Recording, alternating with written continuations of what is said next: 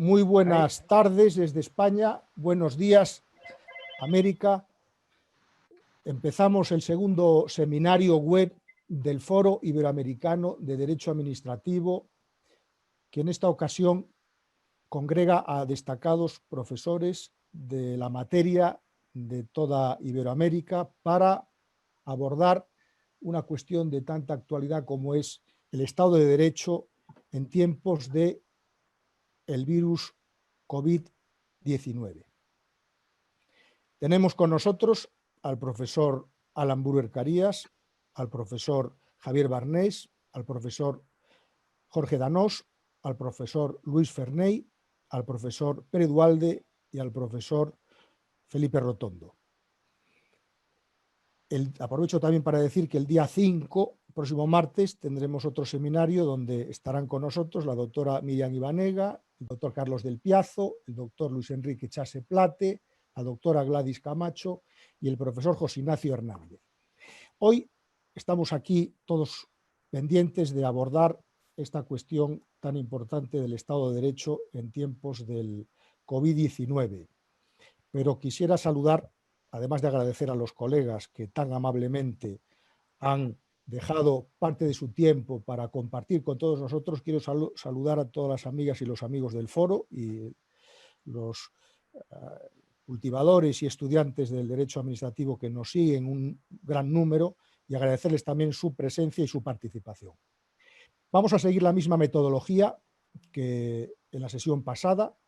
Vamos a dar unas intervenciones de 5 o 6 minutos a los ponentes, con una introducción primera a cargo de Javier Barnés y luego intervenciones más largas de hasta 10 minutos para que todos puedan desarrollar el tema que pensamos que va a ser de gran interés, porque en este momento estamos en una situación en la que el Estado de Derecho debe brillar con una luz más potente, las libertades deben brillar con una luz más potente, el control judicial debe estar más intenso que nunca, como el control parlamentario, y también como la claridad y la simplificación de las normas. Entonces, sin más preámbulos, profesor Barnés, cuando quieras.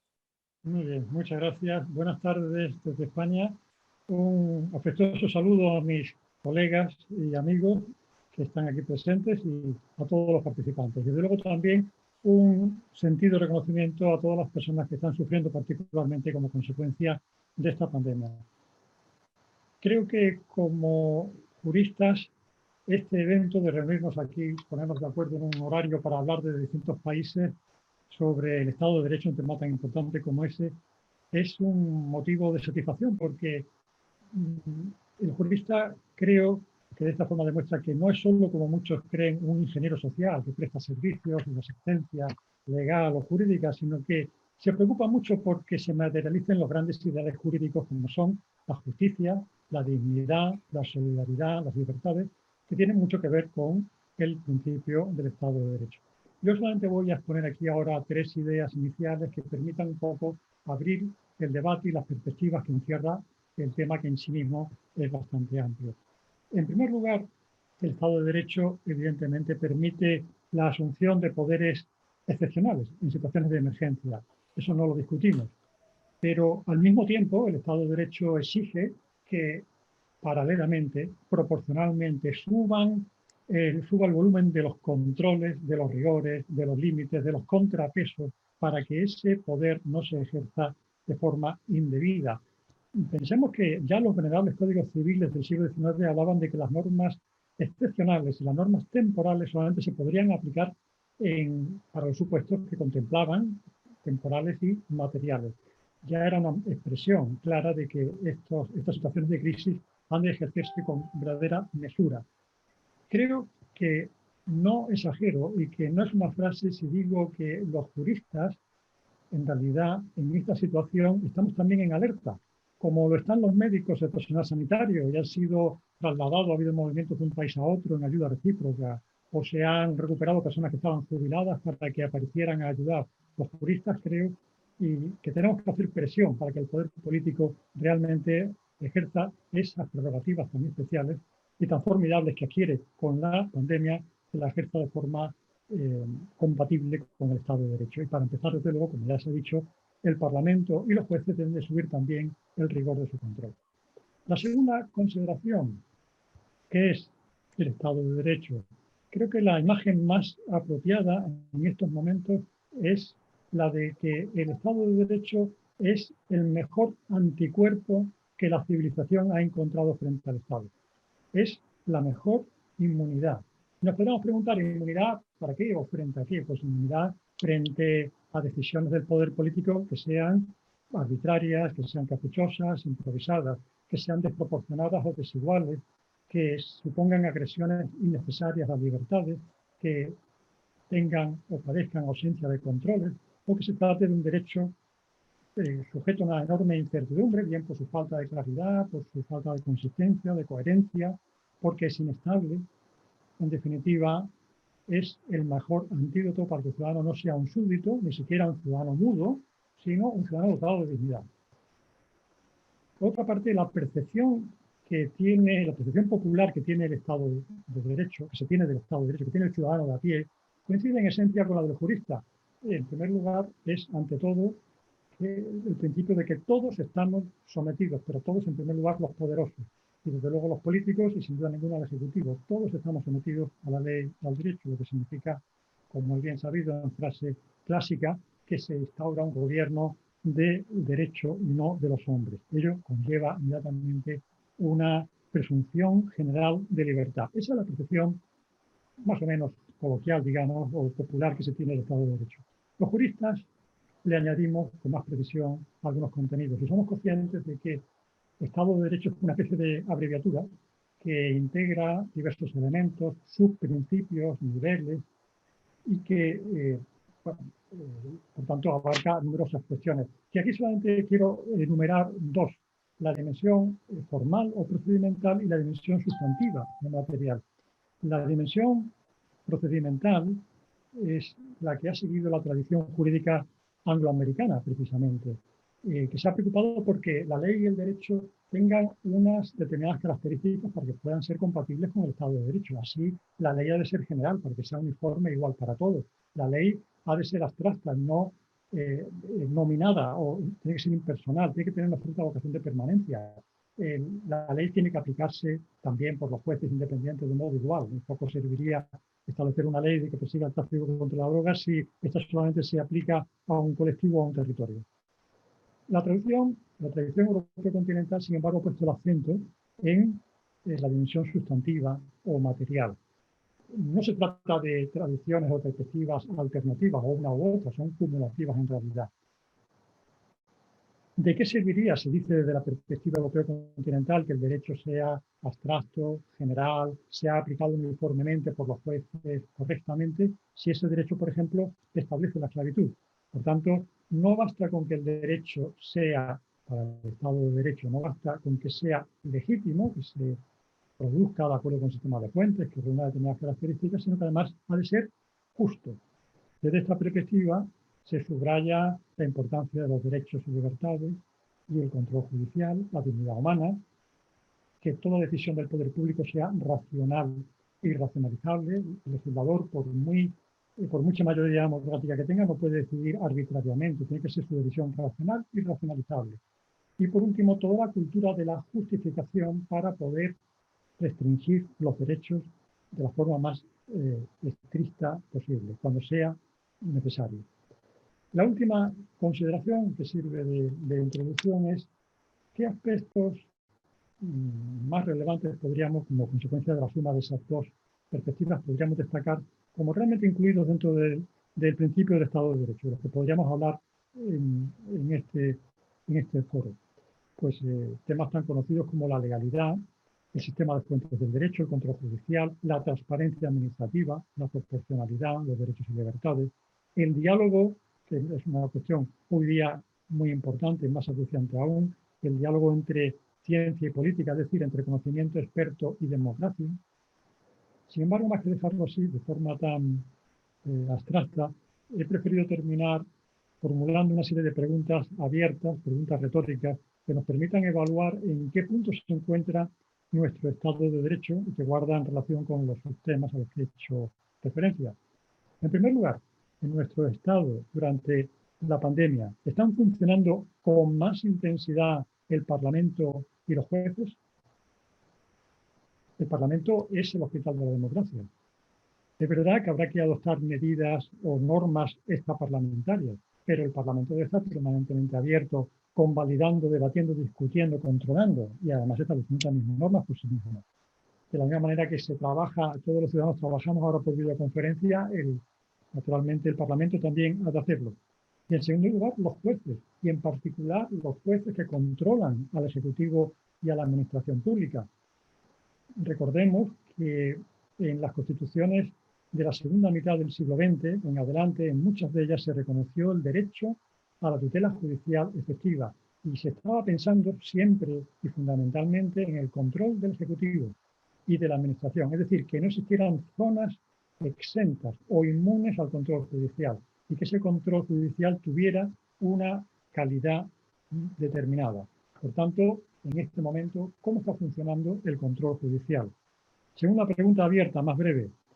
¿Las normas se elaboran de acuerdo con el sistema de fuentes? Tercera pregunta. ¿El Ejecutivo se sirve de la estructura del Estado, la estructura ordinaria, de sus propios científicos, de sus hospitales, de su sistema sanitario, o crea un Estado paralelo, grupos de expertos paralelos cuyo nombramiento no se sabe cómo se hace, quién decide, cómo decide, si existen actas, qué seguimiento hace o no un gobierno, por ejemplo? Cuarta pregunta. ¿Se sirve el gobierno de los juristas no solamente para defenderse en juicio, sino también para construir un plan de normalización o un plan de emergencia? Quinta pregunta. ¿Tiene claro el gobierno que habrá de volver a la casilla de salida? ¿Que esto tiene fecha de caducidad? La experiencia histórica es negativa. En el siglo XX lo ha sido, desde luego, cuando los estados, algunos estados, han adquirido fuertes prerrogativas, luego les ha costado mucho volver a la situación previa a esa, cuando vean que pueden trazar el seguimiento de sus ciudadanos con aplicaciones determinadas, ahora para la pandemia, pero luego pueden ser por otros motivos, puede resultar también un tema a resolver. Esta pregunta, ¿mantiene el gobierno la neutralidad ante los medios informativos y ante las aplicaciones de las redes sociales a la hora, por ejemplo, de comunicar determinada información? ¿O se sirve solo y fundamentalmente de aquellas que luego le van a servir para controlar determinadas informaciones? Séptima pregunta. ¿Establece el gobierno en esta situación de crisis políticas públicas que exceden de la pandemia, que no guardan relación directa con la pandemia, como por ejemplo políticas de vivienda para los próximos 5 años? Y octava pregunta. ¿Ha aumentado el gobierno la transparencia administrativa? La transparencia administrativa, tanto la activa como la pasiva, y en particular la relacionada con la pandemia. Bien, si estas preguntas u otras posibles, claro, hubieran sido respondidas en el sentido que un jurista puede tener, podríamos decir que nuestro Estado de Derecho estaría en una unidad de cuidados intensivos y que el papel que tiene el Estado de Derecho como sistema inmunológico estaría también en grave peligro. Esperemos que no sea así, para eso estamos aquí también, para discutir. Aquí lo dejo y luego ya en la siguiente intervención pues podré hablar más en concreto de algunos derechos y libertades. Muchas gracias. Muchas gracias, profesor Barnés, por el esfuerzo de introducirnos a la materia. Han salido todos los temas de los que vamos a hablar esta tarde y ahora, si quieres, Alan, tienes la palabra. Bueno, muchas gracias. ¿Me oyen? Muchas gracias, Jaime, por la invitación a participar en este foro. Y es realmente honroso estar acá junto con los profesores Barnés, Danós, Farney, Pérez Gualde y Rotondo del Foro Iberoamericano. Una actividad más que pone al foro en primera línea en el campo del derecho iberoamericano. El profesor Barnés, con razón, decía el Estado de Derecho como estructura global exige o permite la posibilidad de adoptar medidas extraordinarias en situaciones extraordinarias. Y esto es evidente, eso es parte del derecho. En situaciones extraordinarias pueden adoptar medidas extraordinarias. pero por supuesto ello siempre dentro del marco del Estado de Derecho. Como decía en un escrito hace poco nuestro amigo William Zambrano, el Estado de Derecho no puede estar en cuarentena.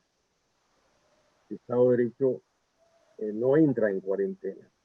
Los ciudadanos pueden entrar en cuarentena, pero no el Estado de Derecho. El Estado de Derecho tiene que seguir garantizando, primero, el respeto a la Constitución. La Constitución también, como leía en un artículo reciente de Manuela Aragón Reyes, la Constitución hay que tomársela en serio, escribía. Y esto es importante en todos nuestros países. Y cuando decimos respeto a la Constitución y tomarse a la Constitución en serio por parte de los gobiernos que adoptan medidas extraordinarias, es que entre los principios fundamentales de la Constitución está los que significan la estructura básica del Estado, entre ellos los que implican el control del poder. Porque sin control del poder no hay Estado de Derecho, sin control del poder no puede funcionar un régimen de legalidad. Y la característica central del control del poder es que exista separación de poderes y que exista distribución territorial del poder. Son dos facetas del mismo principio del control del poder, la separación de poderes, separación horizontal de los poderes, pero también no hay que olvidar la distribución del poder en el territorio, lo que origina los esquemas de descentralización. Ambos sistemas de control del poder y de descentralización tienen que ser respetados en una situación de emergencia. Nosotros tenemos en la Constitución venezolana un artículo del capítulo que se refiere a los estados de emergencia, un capítulo que está dentro de un título general. El título se refiere a la protección de la Constitución. Y la protección de la Constitución tiene allí dos capítulos. Uno, el control de constitucionalidad, y el otro, los estados de excepción. Es decir, se entiende al estado de excepción como parte del marco constitucional y como un mecanismo de protección de la Constitución. Y en ese capítulo se establece una norma muy específica que nos da el marco de este tema de la separación de poderes. Es el artículo 339 de la Constitución venezolana. Dice, la declaración del estado de emergencia, donde está el estado de alarma, la declaración del estado de emergencia no interrumpe el funcionamiento de los órganos del poder público. Ese es el principio central que está en la Constitución y ese es el principio central que está a la base de cualquier forma de excepción que permita la Constitución para la protección de la Constitución. Ese esquema es, por tanto, el que tiene que guiar y el que significa el dique para los poderes extraordinarios. Ya nos mostraba en su exposición inicial el profesor Barnés todos los peligros que acechan al Estado de Derecho en una situación de emergencia y que en regímenes autoritarios, por más que tengamos normas como estas establecidas en la Constitución venezolana, entre otras muchas, dan pie para que el Ejecutivo, como uno de los poderes del Estado, que es el que decreta el estado de excepción, el estado de alarma, el estado de emergencia, el Ejecutivo usurpe funciones de los otros poderes. No solo esto en violación a los derechos fundamentales, no solo que estos quedan conculcados a la merced de lo que disponga el Ejecutivo, sino que el propio Ejecutivo interfiere en los otros poderes del Estado. No puedo no dejar de hacer referencia a elementos concretos en el caso de Venezuela. En todos nuestros países ha habido pues declaración de estado de alarma o de estado de excepción, pero en el caso del decreto que se dictó en Venezuela el 12 de abril, pues ahí conseguimos no solo un decreto en el cual el presidente de la República se autoriza a sí mismo a dictar medidas. Es decir, el presidente o quien le redactó este decreto al Ejecutivo confundió, confundió de qué se trataba. No se trata de una ley habilitante que solo la puede dictar el Congreso. Pues aquí el presidente en este decreto asumió la función legislativa dictando una especie de ley habilitante, es decir, autoriza al presidente a dictar medidas de todo tipo. Este decreto, de acuerdo a la Constitución, tiene que estar sometido a dos tipos de controles, el control de constitucionalidad y el control político de la Asamblea. En este caso, a la Asamblea se la marginó. Para el Ejecutivo en Venezuela la Asamblea Nacional no existe, o sea, el legislador no existe, de manera que no fue sometida a la consideración del control político de la Asamblea, y la Sala Constitucional es un apéndice del Ejecutivo que simplemente le puso el imprimatur y sin ninguna consideración.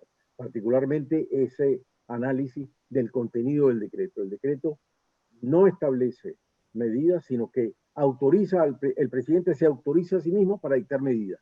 Y eso queda fuera de control. De manera que el balance entre los poderes desaparece.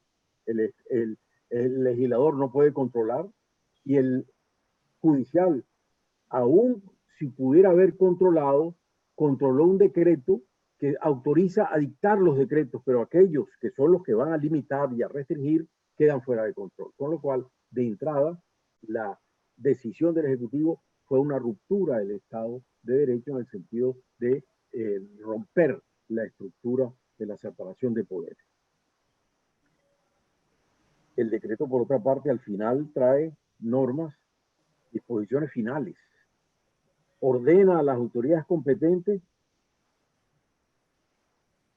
a que adopten las medidas para garantizar el cumplimiento del contenido de este instrumento. ¿Cuáles autoridades competentes? No se sabe. Pero hay dos más disposiciones finales. Una que exhorta. Bueno, afortunadamente uno utilizó la expresión ordena, pero exhorta al Ministerio Público. ¿Cómo puede el Ejecutivo exhortar al Ministerio Público? El Ministerio Público es un órgano autónomo, un poder público distinto, independiente. Y luego hay otra perla. Se exhorta al Tribunal Supremo de Justicia a tomar las previsiones normativas pertinentes que permitan regular las distintas situaciones resultantes de la aplicación de las medidas que se establecen en este decreto, con lo cual el Poder Ejecutivo está de entrada, aun cuando diga exhortar, está entrando en las funciones del Poder Judicial, indirectamente hacia la Corte Suprema. Bueno, la Corte Suprema ya dictó unas resoluciones suspendiendo audiencias y materialmente paralizando la justicia, excepto en materia de amparo. Cuando uno ve, como el caso aquí de Estados Unidos, la Corte Suprema ayer tomó decisiones en Estados Unidos por vía telemática, virtual, tomó decisiones, la justicia no está paralizada, no se puede paralizar, está limitada su funcionamiento por el tema de la cuarentena, pero no está paralizada. Entonces, frente a una situación de emergencia, este artículo de la Constitución, que si no está en las otras constituciones, está en el espíritu de esas constituciones, de que la declaración de un estado de emergencia no interrumpe el funcionamiento de los órganos del poder público.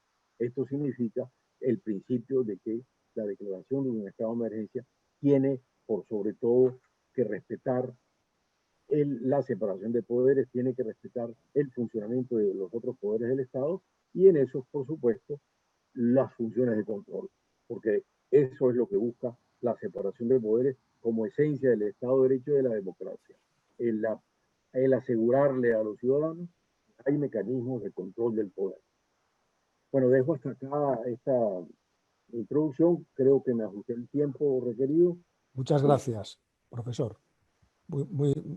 Muchas gracias. Le damos la palabra ahora al profesor Jorge Danos para que nos ilustre sobre la dimensión del control judicial en el Estado de Derecho en tiempos del coronavirus. Profesor. Bien, ante todo, muchas gracias Jaime, muchas gracias a quienes están ayudando para llevar a cabo este conversatorio. Muy grato para mí poder estar junto con mis distinguidos panelistas, profesores muy destacados, amigos de varios años del Foro Dominicano de Derecho Administrativo, a los cuales reconozco y aprecio cordial y académicamente. Me corresponde a mí tratar sobre, como ha comentado Jaime, el Poder Judicial durante los estados de excepción, durante este estado de excepción en tiempos del coronavirus. Como lo han señalado muy bien, nuestros países han decretado, cada uno con sus singularidades, regímenes de excepción.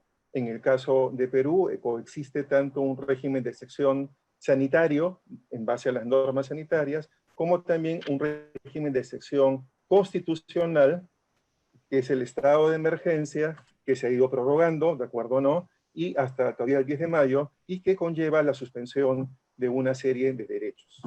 No voy a repetir lo que ya comentaron Javier y Alan acerca de que el Estado constitucional de derecho, como el Estado de excepción, sirve precisamente para proteger el régimen constitucional, proteger a las personas, y me voy a centrar en el tema del rol del Poder Judicial, que de alguna manera también ya se refirieron tanto Alan como Javier.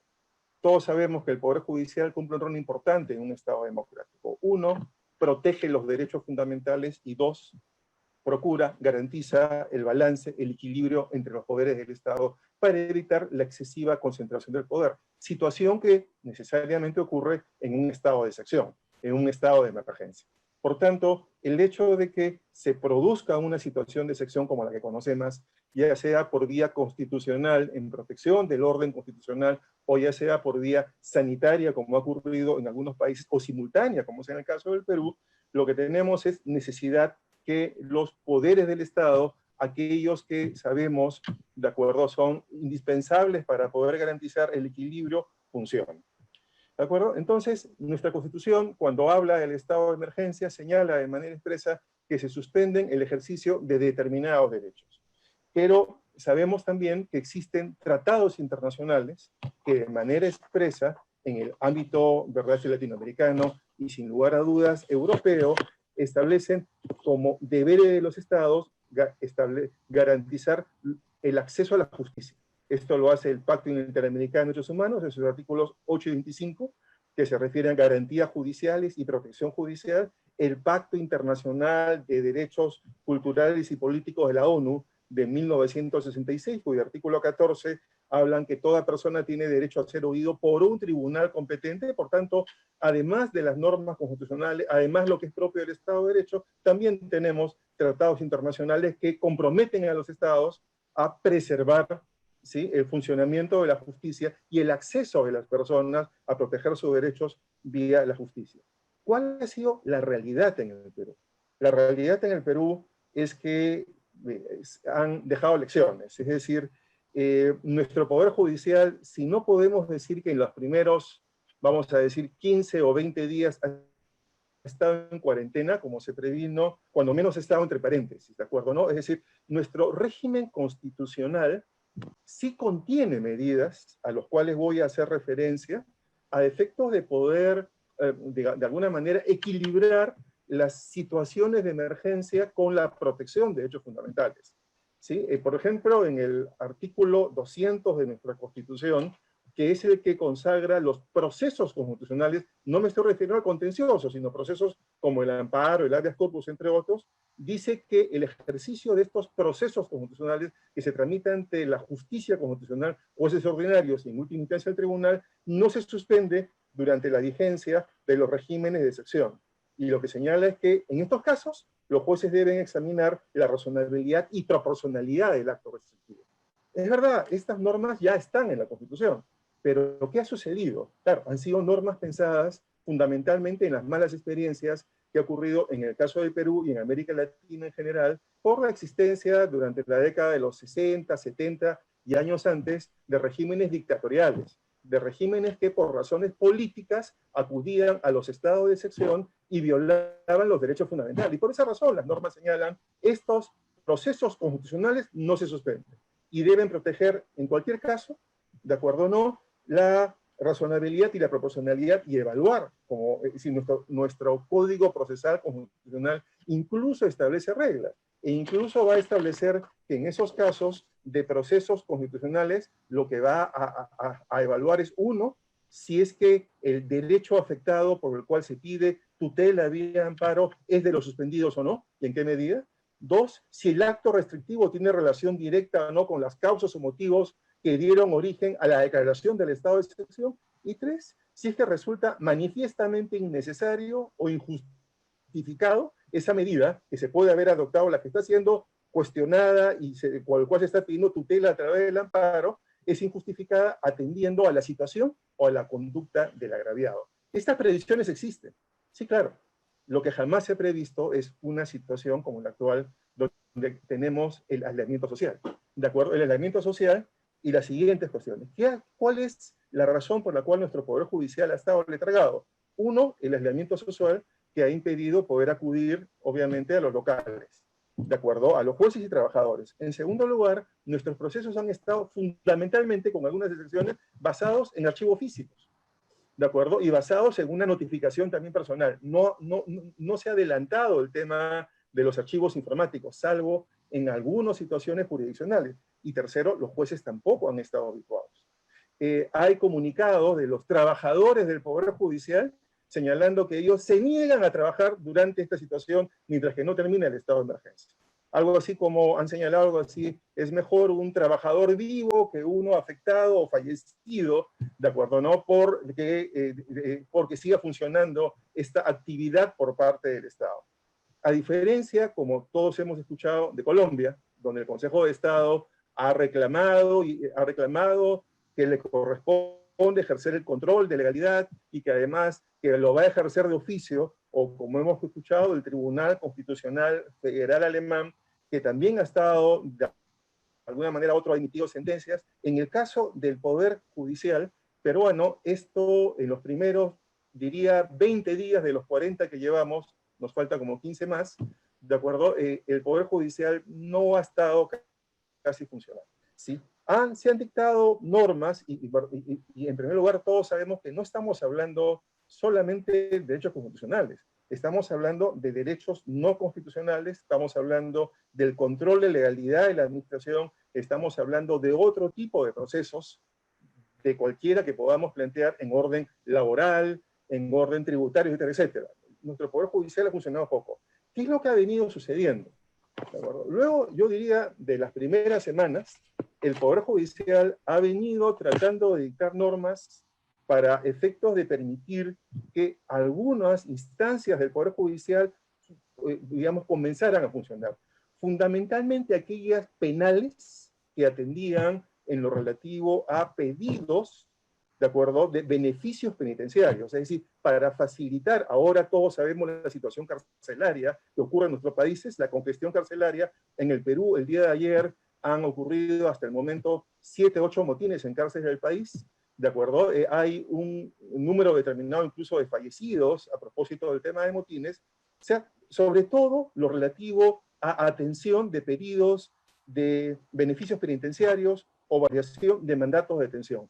En el Perú tenemos 26.000 personas al interior de las cárceles con prisión provisional. Esto es sin condena, ¿de acuerdo? Por tanto, ha sido un tema importante que sí que el Poder Judicial prevea, pero solo para lo penal en esos aspectos. En algunos temas también para lo comercial, casi ninguna mención al tema constitucional. Bueno, hasta ahí está el Poder Judicial. El Ministerio Público también ha dictado normas para decir que por excepción es posible que el Ministerio Público continúe atendiendo temas todos, pero por vía informática. Y el Tribunal Constitucional peruano, sí, a los pocos días de comenzar la situación de aislamiento social, aprobó normas para poder funcionar por vía digital. Y lo ha venido haciendo, creo yo. ¿Qué ha sucedido? Un tema singular. Ayer se ha dictado un decreto legislativo en el Perú, 1470, relativo a protección de las mujeres y de los integrantes del núcleo familiar contra la violencia familiar. Y ahí sí encontramos a un gobierno preocupado, a un gobierno que obliga al Poder Judicial a trabajar de manera informática, a la distancia, por vía electrónica, y donde le señala que podrá recibir denuncias en esos casos sensibles generados por la situación precisamente de aislamiento, denuncias por vía digital. El juez podrá tomar declaraciones por vía digital, el juez podrá adoptar medidas cautelares por vía digital, el juez podrá ordenar a la policía que adopte las medidas por vía digital, y ahí sí encontramos un caso donde el cual el Estado, el gobierno, dijo, esto sí necesito, y casi necesito, por decirlo así, generar los medios para que el Poder Judicial pueda actuar ante esta situación sui generis y aislamiento social, y en el cual no existe el marco legal adecuado para poder trabajar por vía digital. Yo termino con el tiempo con el siguiente. Creería que en la regulación constitucional de estado de excepción, como en el caso peruano, hemos pedido constitucionales, continúen operando a la protección de derechos fundamentales, aún en estado de emergencia y en el control de razonabilidad y oportunidad de acuerdo en su momento. No hemos previsto estas circunstancias en las cuales la pandemia se basen fundamentalmente en archivos físicos y en la presencia de las partes pueda continuar. Nos deja lecciones a futuro a qué hacer en estas situaciones de emergencia, en estas circunstancias. Es cuanto quería comentar. Muchas gracias. Tu micrófono, Jaime. Sí, muchas gracias, Jorge, por tu intervención. Le damos la palabra ahora al profesor Luis Ferney Moreno de Colombia para que nos hable sobre las normas en los estados de excepción, la potestad normativa en los estados de excepción. Profesor.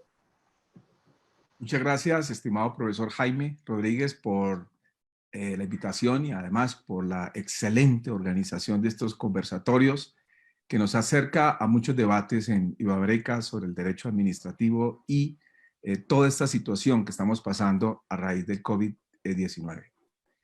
Igualmente, pues muy honrado de participar en este conversatorio con destacados, importantes administrativistas de Iberoamérica. La verdad, es para mí un honor. Corresponde, digamos, hablar de la potestad normativa que veníamos, hasta marzo, veníamos todos los países con una potestad normativa en una situación normal y con unas atribuciones ordinarias dadas por la Constitución y la ley. Al presentarse el COVID-19, pues nos lleva a una situación extraordinaria que hemos podido, en cierta forma, resolver esa situación extraordinaria con atribuciones ordinarias. Pero algunos países no son suficientes esas atribuciones ordinarias y han acudido a las atribuciones excepcionales que da la Constitución. Esas atribuciones excepcionales que da la Constitución, evidentemente tienen un propósito, como en el caso de Colombia, tiene el propósito de conjurar la crisis e impedir que se extiendan sus efectos. Y en ese sentido, uno puede observar acá que para llegar a esas atribuciones, en el caso de algunos países, he notado que no necesitan la declaratoria. En otros, lo que lo hace es gradual. En el caso nuestro, pues necesitamos una declaratoria de estado de excepción. Esa declaratoria de estado de excepción nos lleva y nos habilita a una potestad normativa excepcional. Esa potestad normativa excepcional evidentemente nos lleva a ejercer una potestad normativa en el cual lo hemos ejercido. Les quiero contar que, por ejemplo, al día de hoy más o menos están cuantificadas 600 normas. 600 normas en un mes y 10 días. 600 normas que están amparadas en esa declaratoria de estado de excepción. Estas normas, esta norma de declaratoria de excepción nos habilita a expedir más normas. Inicialmente se habilita producir decisiones a través de decretos con fuerza de ley. Y estos decretos con fuerza de ley habilitan, evidentemente pueden habilitar o estar habilitados para expedir actos administrativos. estos decretos con fuerza de ley, evidentemente, y los mismos actos administrativos deben obedecer en cierta forma una decisión que tiene límites, pero también unos procedimientos. Observamos que las decisiones que deben tener unos límites, y aquí juega un poco el Estado de Derecho, ¿cuáles son esos límites, las decisiones? Y por otro lado, el procedimiento como garantía de esas decisiones. Observamos que en materia de procedimiento para la toma de decisiones realmente no se está siguiendo el procedimiento ordinario porque evidentemente estamos en una potestad normativa excepcional. Por lo tanto, el Estado de Derecho aquí, ¿cómo está garantizado? En las decisiones y sus límites. Están, por supuesto, los límites son de tipo formal y unos límites de tipo material. Encontramos como límites formales la motivación. Las normas deben tener una adecuada motivación en relación con la decisión y en relación con las causas. Y justo eso me lleva, dentro de un Estado de Derecho, también a ver cómo es importante también los límites materiales. Porque las medidas que se toman dentro de las normas deben ser medidas que deben procurar conjurar e impedir la extensión de la crisis o de los efectos. También debe explicitar las motivaciones de las medidas. Las medidas deben estar plenamente motivadas en los límites. Además, también no se podría suspender ciertos derechos fundamentales, mucho menos derechos humanos reconocidos internacionalmente en los tratados internacionales, como lo mencionó el profesor Danos. Las medidas no pueden interrumpir tampoco el normal funcionamiento de la rama del poder público, que inclusive en el caso colombiano está garantizado, que no puede interrumpir. Las medidas tampoco pueden limitar, restringir derecho, pero en el caso de presentarse una limitación, una restricción, deben ser absolutamente necesarias y proporcionales a las medidas. Y finalmente, las medidas, por supuesto, deben ser proporcionales en los hechos. Entonces, estos son límites. Límites, como le decía el profesor Barnés, límites de Estado de Derecho importantes para la toma de decisiones. Por supuesto, los actos administrativos que se expiden en desarrollo de los decretos con fuerza de ley también obedecen a unos requisitos, obedecen a unos límites de forma y de fondo, y a un procedimiento que en efecto no se sigue. De hecho, hay una norma, por ejemplo, para la Comisión de Regulación de Energía Eléctrica y Gas, en donde la exonera de aplicar un procedimiento que venían ellos aplicando un procedimiento para la expedición de normas.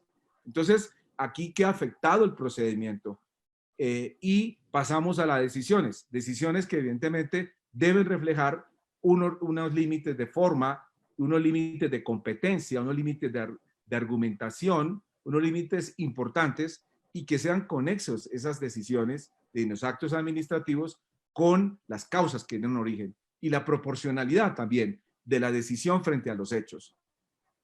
E incluso les contaba que a nivel de resultados hemos producido 600 normas de las cuales son 54 decretos legislativos, decretos reglamentarios, decretos ejecutivos, resoluciones, y además hasta derecho blando. Aquí que ahora estamos muy de moda con el derecho blando, que es circulares, directivas. Hemos hecho uso de circulares y directivas. El total de todas esas normas son 600 normas en un mes y 10 días de estado de excepción, de ejercicio de potestad normativa excepcional. Por supuesto, en nuestro derecho, afortunadamente, la Constitución prevé un control político que ha estado ejerciendo el Congreso de la República y un control judicial. Los decretos con fuerza de ley tienen control de la Corte Constitucional. Es un control automático en el cual hará un control de constitucionalidad formal y un control de constitucionalidad material. Los actos administrativos que se expiden en desarrollo de los decretos con fuerza de ley dentro de la potestad normativa excepcional tienen control del Consejo de Estado. Control automático también. El control está previsto en el Código de Procedimiento Administrativo, que es el control inmediato de legalidad, y además tiene un término, la administración, de enviar los actos administrativos para la revisión, por supuesto, de forma y material en el Consejo de Estado. Entonces, aquí un balance general que uno podría mencionar es que pues tenemos un control de legalidad que aseguraría la legalidad. Como bien lo decía el profesor Barnés en su introducción, aquí también hay que medir la calidad.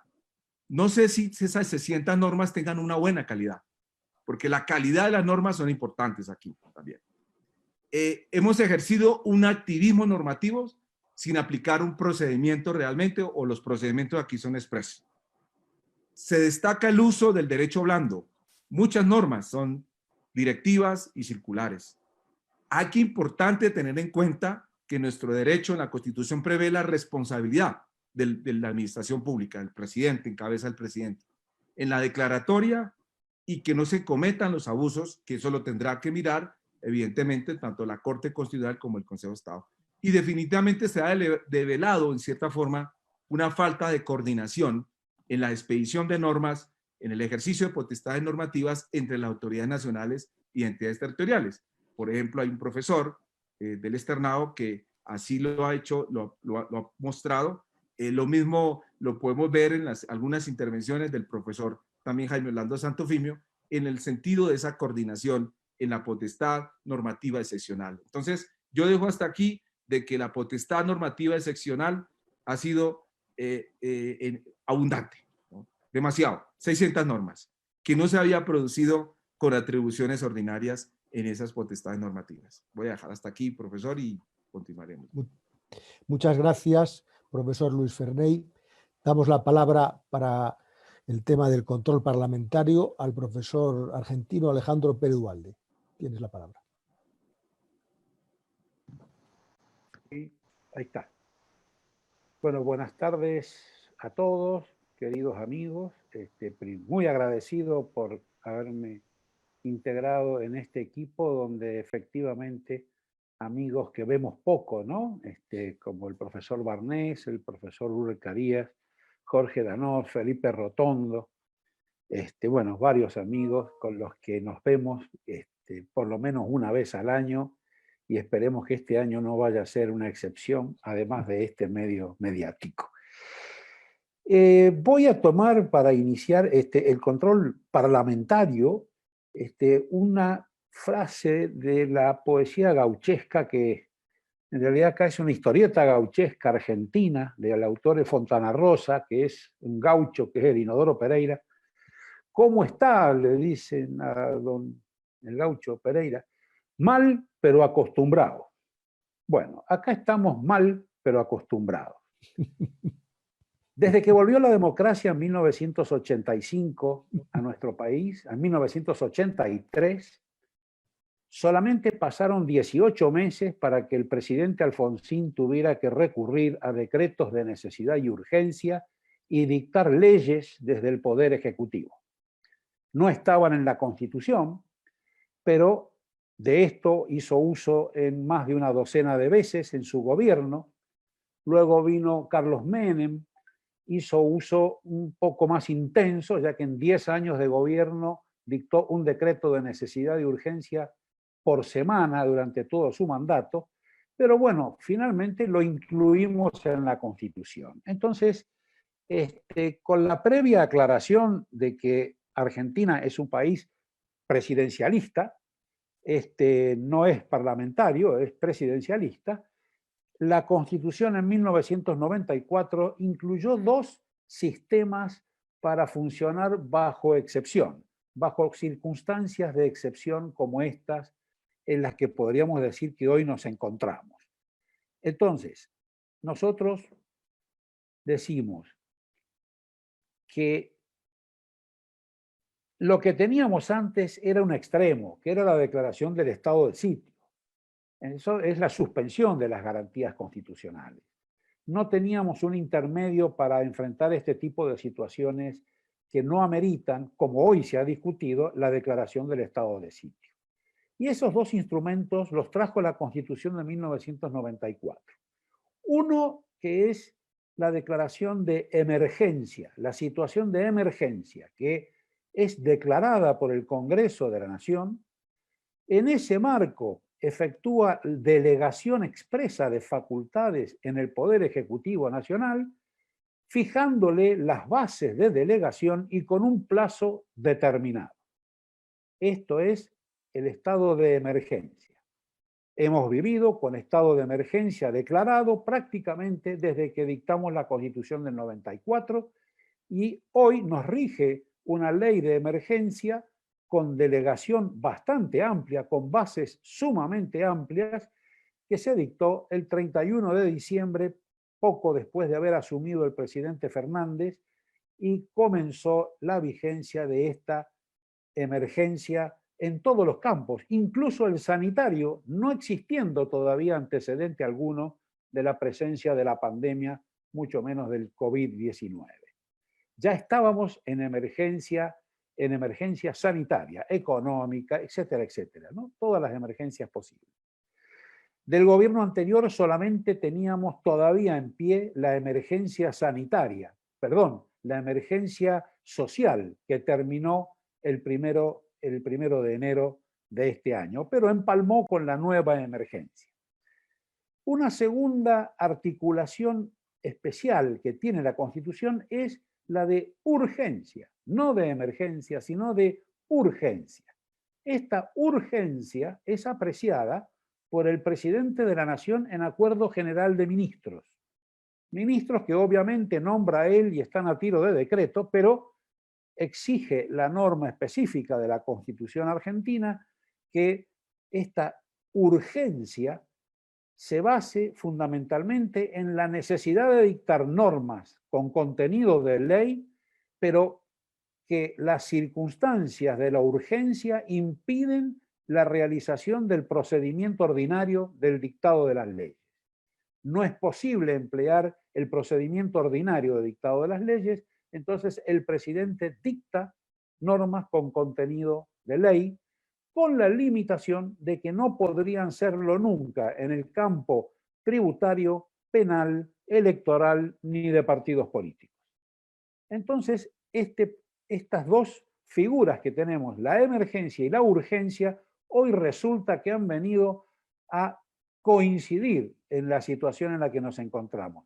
Porque teníamos una emergencia declarada ya que el estado de nuestro sistema sanitario estaba en muy mal estado, sino que además cuando sobreviene el tema de la pandemia y de esta tragedia por la que hoy está atravesando el mundo, se hace urgente tomar decisiones que exceden a ese marco de la emergencia delegada, de la emergencia declarada ya por el Congreso de la Nación.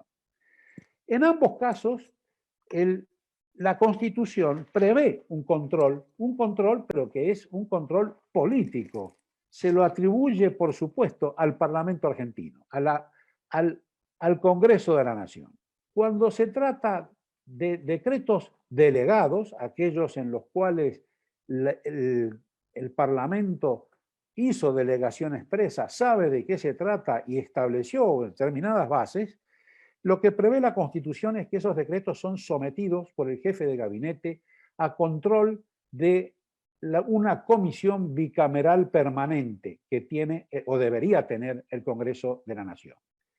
Por el contrario, en el caso del decreto de necesidad y urgencia, el procedimiento es más complicado y ahí sí la Constitución previó una ley especial que debía establecer un procedimiento de tal modo que las cámaras del Congreso se pronuncien sobre el decreto de necesidad y urgencia.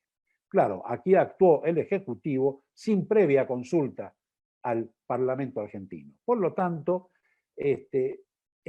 aquí sí se requiere la aprobación por parte del Parlamento. No estableció plazos, no estableció mecanismos y quedó en manos del propio Congreso dictar esa ley especial para establecer el procedimiento a seguir. ¿Qué hizo nuestro Parlamento?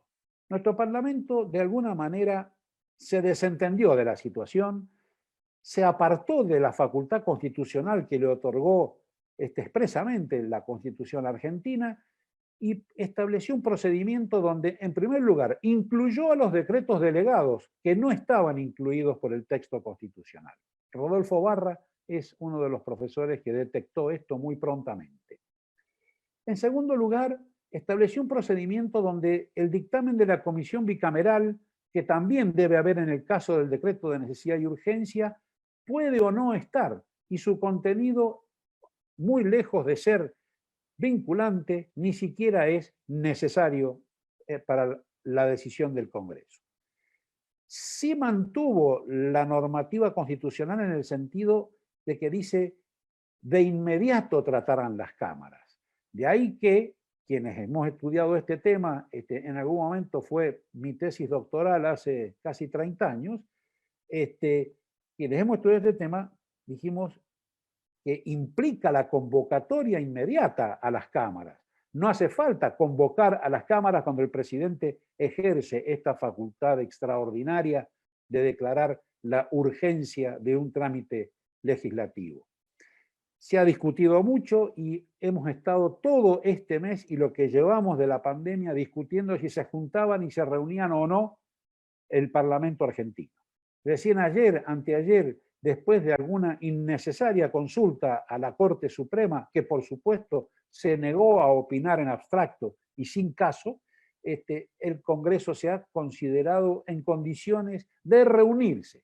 Ya llevamos más de una docena de decretos de necesidad y urgencia dictados por motivo de esta crisis. Justo es reconocer que han gozado de un consenso importante, porque Argentina hasta ahora tiene un buen consenso el gobierno nacional en cómo viene manejando todo el problema de la crisis de la pandemia, puesto que los números nos están acompañando bastante bien en cantidad de contagiados, en cantidad de curados, de rescatados, y también con una baja cantidad de muertos, ¿no? Estamos en menos de 200, estamos en 160, 150, 160. Así que, pero el Congreso, cuando dicta este procedimiento, incluye un requerimiento de mayorías que provoca la inversión absoluta del principio constitucional.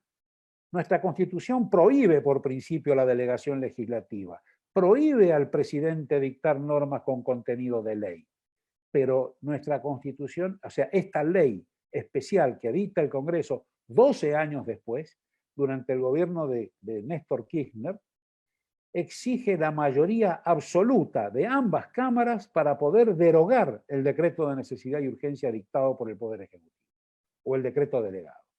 Con lo cual, solo le basta al presidente poder impedir la mayoría absoluta en una de las cámaras para poder dictar decretos de necesidad y urgencia con toda tranquilidad, y tanta tranquilidad que de hecho no se registra todavía algún caso en que el Congreso haya logrado juntar esas mayorías absolutas para dejar sin efecto alguno de estos decretos de necesidad y urgencia. Por lo tanto, digamos, en plena pandemia, en plena urgencia dentro de la emergencia, estamos en urgencia dentro de la emergencia, nosotros nos encontramos con que los únicos protagonistas que tiene hoy el sistema es los poderes ejecutivos.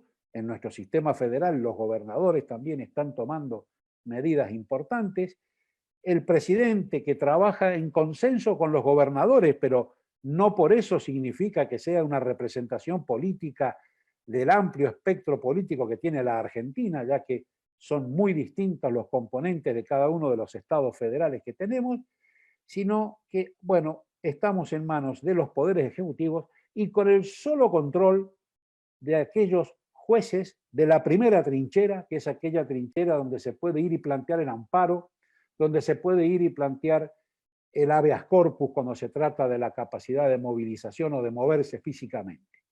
Esos jueces de primera instancia hoy son el único control real y efectivo con el que podríamos decir que cuenta hoy el sistema constitucional argentino.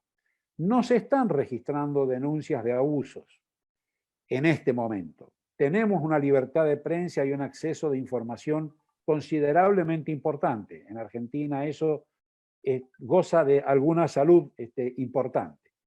Pero sí ya hay fuertes reclamos a que el Congreso de la Nación debe reunirse, debe dictar leyes. Estas normas que se están dictando por decreto, donde hay severas limitaciones a la movilidad de las personas, al traslado, a entrar y salir, a comerciar, etcétera, etcétera, los principales derechos que nuestra Constitución reconoce, hay ya un clamor, ni qué decir en el mundo del derecho, y quizás sea unánime en el mundo del derecho público y del derecho constitucional, a que el Congreso tome el rol y el papel que le corresponde y que no está ejerciendo en estos momentos. Así que entonces, de control parlamentario en la Argentina, mal, pero acostumbrados. Muchas gracias. Muchas gracias, profesor Pérez Duhalde. Ahora, para terminar la primera ronda de intervenciones, tiene la palabra el profesor uruguayo Felipe Rotondo para hablar del Estado de Derecho en relación con las libertades y los derechos fundamentales. Felipe, cuando quiera. Buenas tardes, muchas gracias, Jaime. Es un gusto estar aquí con ustedes, con el doctor Rodríguez Arana y todos los colegas amigos del foro. El tema que me corresponde es precisamente las libertades, los derechos fundamentales vinculado a la emergencia sanitaria. Yo diría dos polos y vamos a tratar de encararlos, esos dos polos primero, brevemente unirlos y ver luego alguna referencia vinculada a la actividad de la administración, en especial con referencia al Uruguay. Estamos en primer lugar en el tema de las libertades, de los derechos fundamentales. Las libertades que básicamente se desarrollan en distintas expresiones, ¿verdad? Libertad de movimiento, libertad física, libertad de reunión, reunión física. Ahora estamos haciendo reuniones virtuales, como hablamos con el profesor Breuer hace un rato. La libertad de expresión, que es fundamental, de comunicación, la libertad de culto, todas están siendo incididas en este tema. Brevemente dicho, las libertades, ¿dónde radican? En el principio, que es un principio general de derecho de la dignidad humana. Y a ella corresponde el Estado constitucional o el Estado convencional de derecho. El centro es la persona humana, y lo ha marcado muy bien el foro en distintas reuniones, y el profesor Rodríguez Arana en estos últimos seminarios y otros colegas. Corresponde a una administración servicial hacia el interés general que tiene que concretarse y no quedar en fórmulas vagas, muchas veces que sirven para otras cosas. De todas maneras, ¿para qué es lo fundamental ese interés general? Es para que las personas nos podamos realizar plenamente dentro de la sociedad, como seres sociales que somos. Se ha dicho que el derecho administrativo es el derecho del poder para la libertad. Jaime siempre agrega para la libertad solidaria. Tenemos primero que nada el poder, y este es necesario, y ahora lo vemos en este caso. Pero es un poder que está dirigido hacia un fin. De otra manera no es válido su ejercicio. Para el fin que le marca el ordenamiento jurídico, para los cometidos concretos que le marca el ordenamiento jurídico. Por otro lado tenemos la libertad solidaria. Somos seres sociales y por lo tanto tenemos derechos, pero a veces nos olvidamos de los deberes. También tenemos deberes y van del brazo.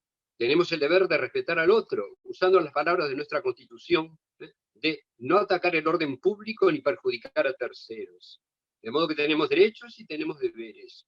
Fíjense que en este tema, incluso la Constitución uruguaya, se refiere, hablando de la salud, al deber de cuidar la salud que tenemos los habitantes y de asistirnos en caso de enfermedad. Expresamente lo dice en su artículo 44. Y la Declaración Universal de Derechos Humanos también refiere a este punto. De manera que ahí está marcando un camino para nosotros, para el Estado, pero para cada uno de nosotros también.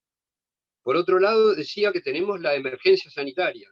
Es una situación excepcional, con riesgo de salud, con riesgo de vida primero que nada. La vida es un bien básico, individual y social. Voy a decir una frase que es un poco obvia, pero ¿qué nos importan las libertades si no vivimos o si estamos enfermos? Ni nos damos cuenta quizás lo que vale esa libertad que es nuestra esencia. O sea que sin vida, sin el bien básico de la vida, no hay libertad. De todas maneras, aparece allí la figura del Estado, ese ser instrumental para el bien común que decíamos. Es un ser que no es el dueño del interés general, sino su gerente, y por eso está bien que tome muchas medidas si le corresponde y debe hacerlo, pero no olvidándose del resto. Y esas medidas tienen que adecuarse a las libertades, como dijo Breuer, y yo pensaba decir esa frase y la digo porque me gustó, de William Zambrano de la semana pasada, el Estado de Derecho no puede estar en cuarentena, no puede desaparecer los derechos fundamentales. Además de las normas, yo quiero citar simplemente el nombre. La Corte Interamericana, tenemos normas internacionales, como dijo muy bien Jorge Danosi y también Alejandro en su momento.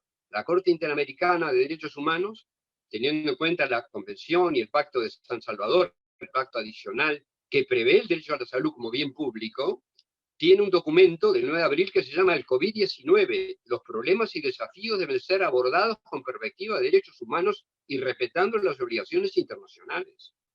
Y la Comisión Interamericana, resolución número 1 del 10 de abril de ahora, del 2020, dice que en el contexto hay una obligación reforzada de los estados de reforzar los derechos, en especial de los derechos económicos, sociales, culturales y ambientales como condición para la democracia.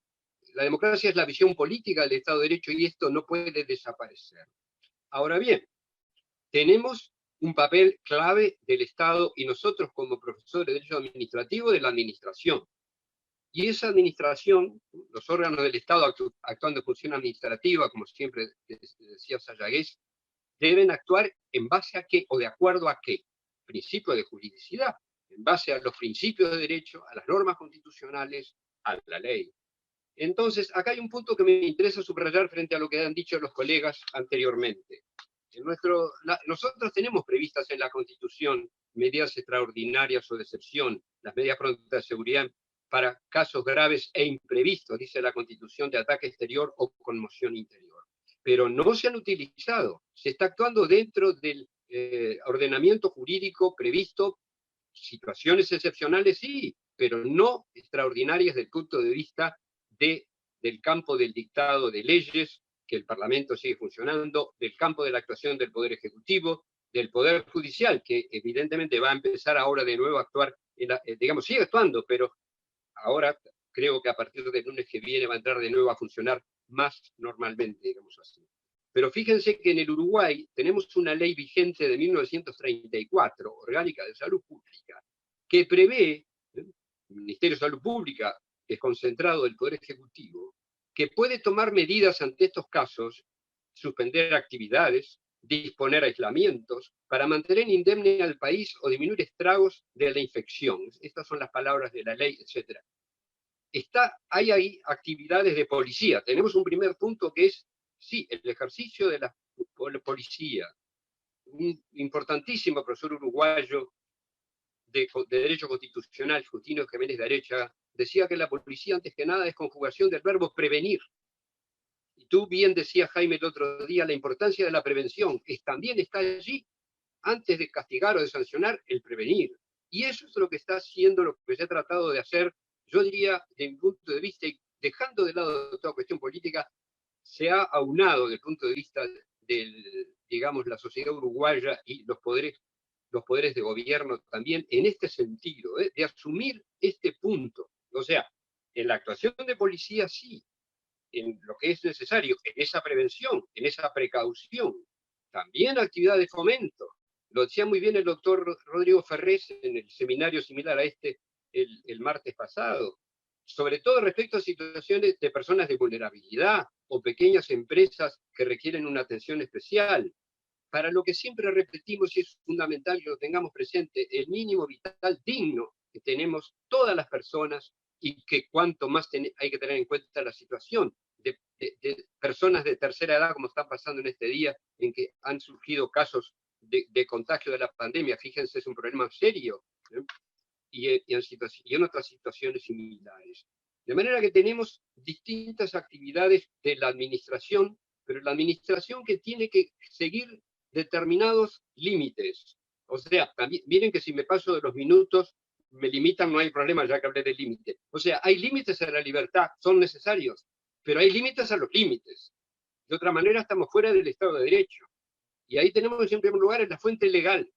Yo digo legal porque parto de la base de la administración, que es sublegal, pero antes que nada es subconstitucional y subprincipios de derecho y las normas superiores del derecho internacional de los derechos humanos.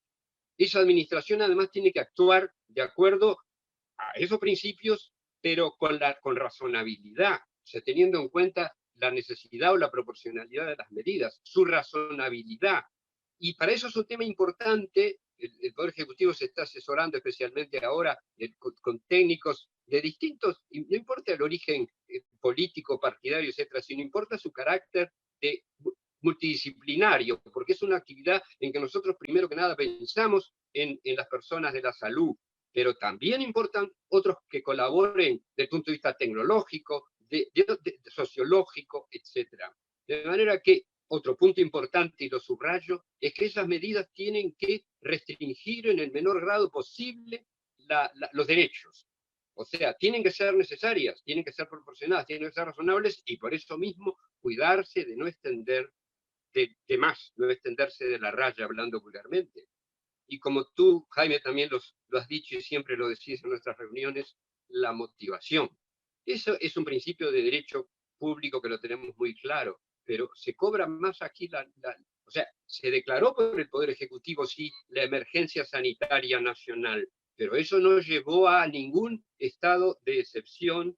En el Uruguay tenemos esas medidas prontas de seguridad o la suspensión de garantías individuales que acá no servirían, pero no se llegó a ese punto. O sea, se ha tomado el camino de las normas previstas en el ordenamiento jurídico para situaciones, no digo que sean ordinarias porque no son ordinarias, son súper extraordinarias, pero hay previsiones en el campo digamos, del ordenamiento jurídico normal, digamos así. Porque por otra parte subrayaría que si se fuera a esas medidas extraordinarias, esas medidas realmente tienen que ser temporales, el problema es fijar hasta cuándo, obviamente, provisionales y que no produzcan efectos jurídicos irrevocables. Evidentemente, sí, acá también puede suceder.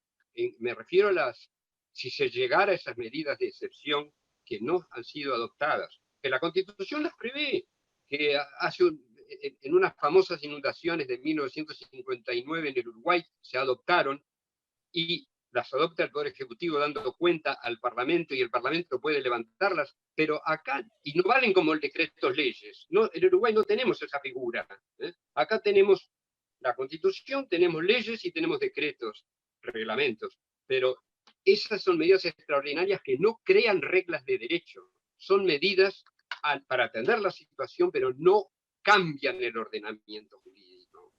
Yo creo, no quiero pasarme del tiempo, lo importante también son el mantenimiento de atender siempre el fin debido y de principios que son clave.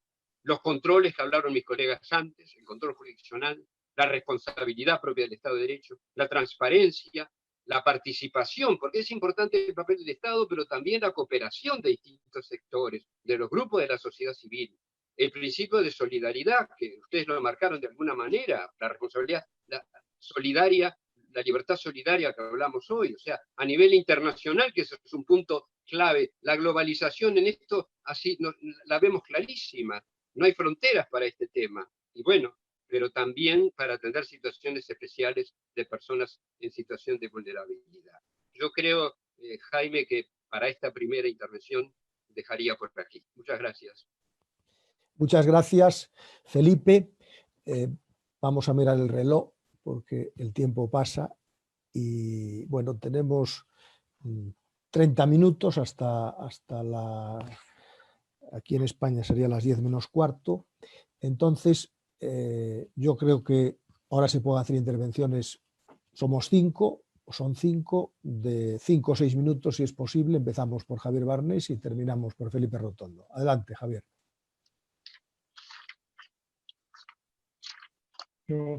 Referencias a España en particular, porque no me parece que sea un caso de interés. Sí puedo decir rápidamente que en general la cultura jurídica, la cultura del Estado de Derecho deja algo que desear en muchos operadores del Estado, pero no quiero ahora entrar en detalle. Sí, sin embargo, he examinado jurisprudencia reciente dictada por altos tribunales en estos momentos de crisis y que pueda servirnos para ilustrarnos en la medida en que pueden constituir buenos ejemplos de un lado y de otro pueden ser trasladables con las adaptaciones que correspondan a nuestros respectivos ordenamientos.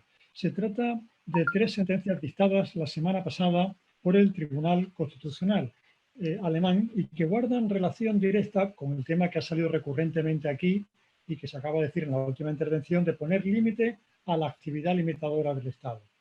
El mensaje que se extrae de estas tres sentencias, de las que voy a dar cuenta de inmediato, es que paralelamente al crecimiento del Ejecutivo, la construcción de garantías tiene que subir también en paralelo, tiene que corresponder con el crecimiento del Estado. Hay que innovar y hay que adaptar las construcciones tradicionales. Lanzo el mensaje y ahora lo explico brevemente a través de la narración de las tres sentencias.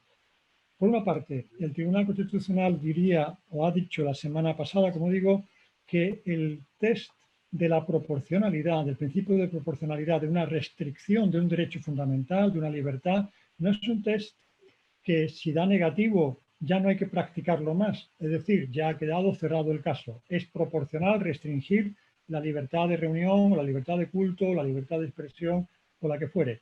No, si ha dado el test negativo, es decir, no es desproporcionada la restricción, ese test hay que volverlo a aplicar sucesivamente para adaptarse a las circunstancias que van a ser cambiantes constantemente durante cada día.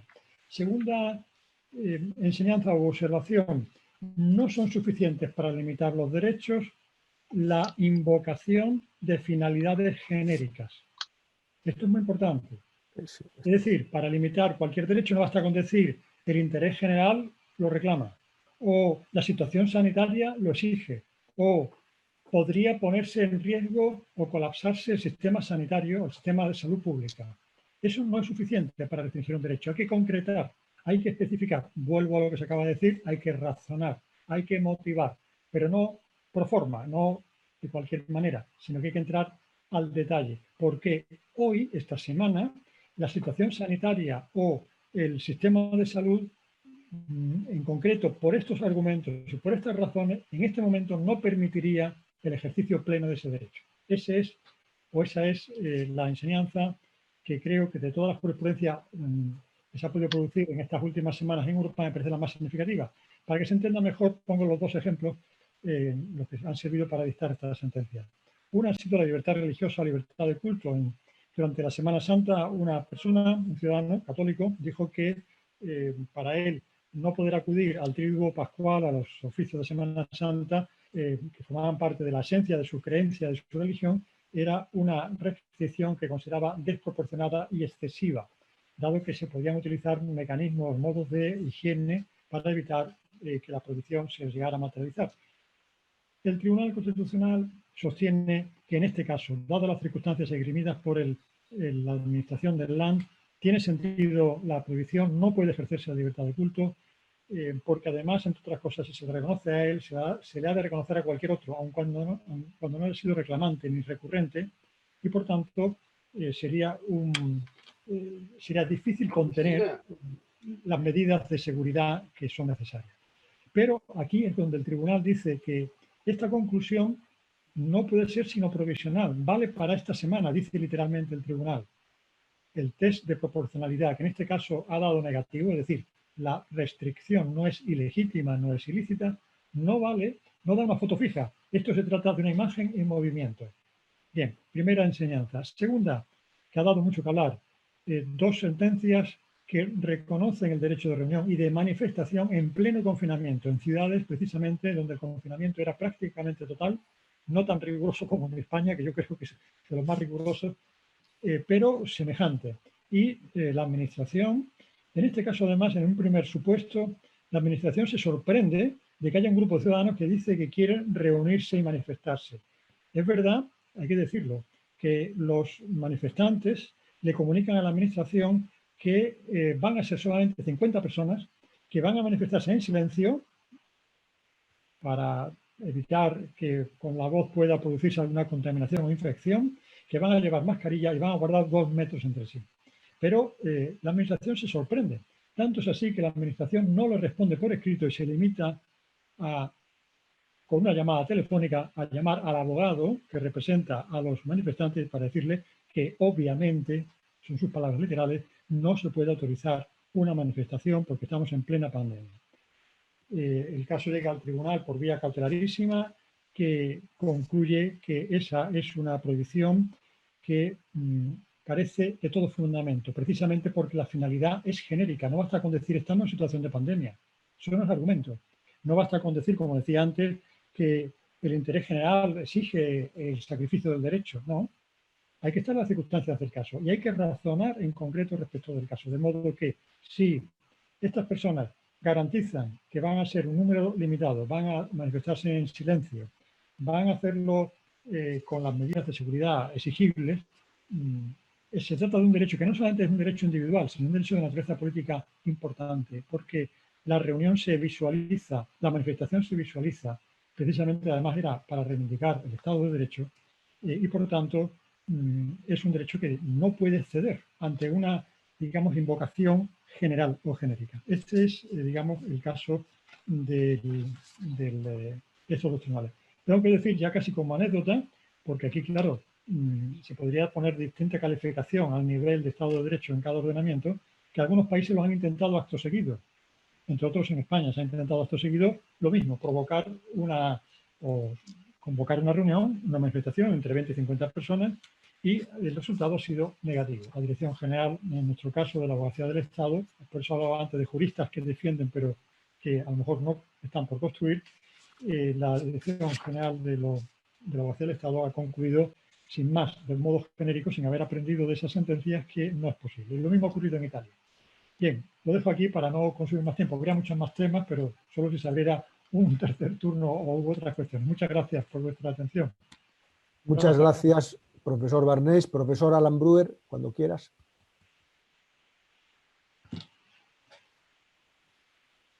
Parece que se ha desconectado. Profesor Brewer, está desconectado. Ah, sí, ahora. Vale.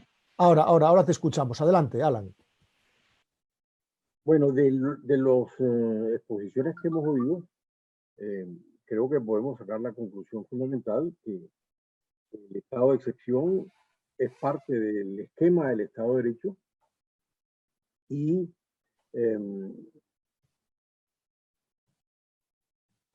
por esa razón está regulado en las constituciones como un mecanismo de protección de la Constitución y para garantizar que los límites que implica se puedan hacer efectivo, se establece la garantía fundamental del Estado de Derecho, que es justamente la separación de poderes.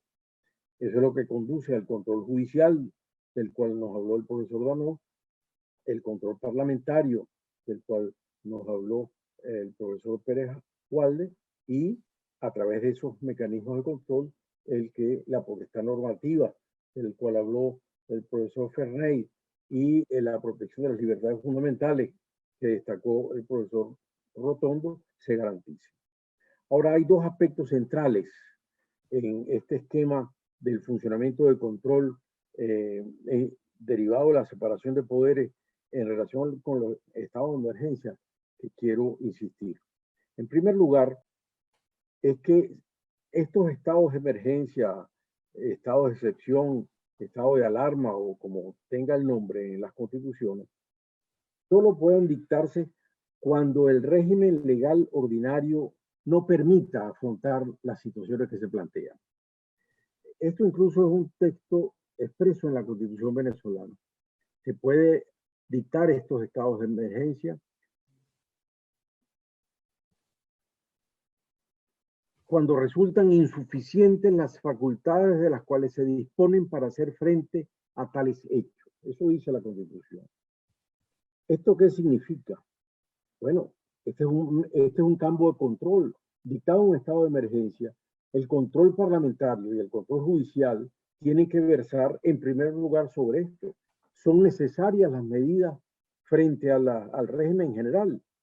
Nos expresaba el profesor Rotondo, creo, haciendo referencia a una ley del año 30 y tantos, 30 y pico, en Uruguay, que regulaba y que regula el tema de las emergencias sanitarias, que permiten establecer medidas. Esto está regulado en todos los países, en todos nuestros países. Lo que pasa es que son regulaciones tan viejas que se nos ha olvidado a todos. Pero con motivo de este estado de emergencia, yo recordaba que en mis primeras clases en el año 63, cuando empecé a dar derecho administrativo especial, estudié todo el régimen sanitario y de las llamadas enfermedades de denuncia obligatoria, ahora llamadas globalmente de denuncia necesaria. Esto existe en todas partes. Existe hace 70 años, 80 años regulados en nuestro país. Ahí se regulan los aislamientos y las cuarentenas para enfermedades de denuncia obligatoria o necesaria, y qué más que este virus, el coronavirus, que es sin duda no una enfermedad de este tipo. Se necesitaban todas las medidas que se han dictado ahora, todas esas 600 normas de que nos hablaba el profesor Ferney, frente a medidas que posiblemente estaban ya reguladas. Este es un tema de control. El Parlamento tiene que ejercer el control sobre el control político, y el judicial tiene que ejercer el control sobre este contenido de los estados de emergencia. Claro, en el caso de Venezuela, ya le señalé, el Parlamento para el Ejecutivo no existe, y por tanto ni siquiera se previó en el reglamento pasarlo a la Asamblea Nacional, que ha sido progresivamente castrada en sus funciones. El otro tema central de límites y de control es que la declaración de estado de emergencia permite la posibilidad de restringir garantías constitucionales. Esto es un tema general. Ahora, ¿qué implica esto? Primero, que no puede haber suspensión de garantías. Segundo, que hay una serie de garantías que no pueden, de garantías de derechos que no pueden tocarse. Derecho a la vida y otros derechos fundamentales que están incluso regulados en el Pacto Internacional de Derechos Civiles y Políticos y en la Convención Americana, que no pueden tocar. Y luego, en cuanto a las restricciones de garantías que se permiten, un elemento central de límites y de control es que, como lo exige la ley y como lo exige la propia Constitución en Venezuela, si se restringe una garantía en un decreto de estado de emergencia, el propio decreto debe regular la forma en que esa garantía se va a ejercer. No en 600 regulaciones posteriores o en regulaciones a través de avisos y de circulares, sino formalmente en el decreto de estado de excepción hay que regular el ejercicio. De manera que si se restringe la garantía de circulación, del derecho a circulación, el decreto debe establecer de qué se trata y regularlo, cómo se va a ejercer. Y eso es lo que puede controlar el Ejecutivo, el Judicial, y eso es lo que puede controlar el Parlamento. Pero si se dicta un decreto que es simplemente una cáscara, como les mencionaba en el caso de Venezuela, un decreto en el cual el presidente se autoriza a sí mismo para dictar medidas, y luego, en otros artículos, restringe efectivamente medidas, restringe efectivamente garantías de derechos. Ahí se restringieron garantías de la libertad personal, del trabajo, de la educación, de la propiedad, circulación, reunión, culto. Están restringidas, pero no se menciona la restricción. No se dice, se restringe la garantía establecida en el artículo 50 de la ley en cuanto al libre tránsito y se va a regular de esta forma. No se dice. De manera que a los efectos, por ejemplo, del Pacto Internacional de Derechos Civiles y Políticos y de la Convención Americana, de los otros Estados miembros, a quienes, de acuerdo a esos pactos, hay que notificarles cualquier restricción de derechos, no hay tal notificación porque no hay formal restricción. Entonces hemos tomado medidas que a veces no eran necesarias, y por la otra parte hemos restringido derechos sin regular su ejercicio y sin restringirlos expresamente, con lo cual hasta cierto punto se convierte el propio decreto en un fraude al control, porque no es posible de que el Parlamento ejerza el control ni que el judicial ejerza el control, y mucho menos que haya un control internacional. De manera que estas fallas son fallas que afectan el funcionamiento del Estado de Derecho en este preciso tema del control parlamentario y judicial. Muchas gracias, profesor Alanbruer. Profesor Danos, cuando quieras.